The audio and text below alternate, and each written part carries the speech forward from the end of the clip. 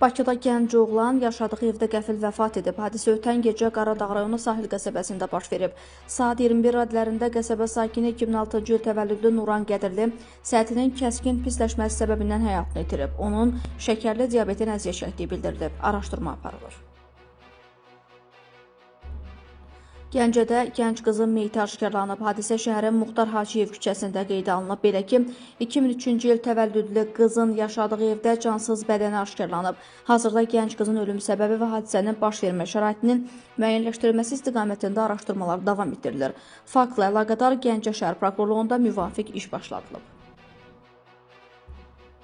Bakının Nərimanov rayonunda ölüm nəticələnən yol nəqliyyat hadisəsi baş verib. Hadisə ötən gün rayonun Ziya Bünyadov prospektində yaşanıb.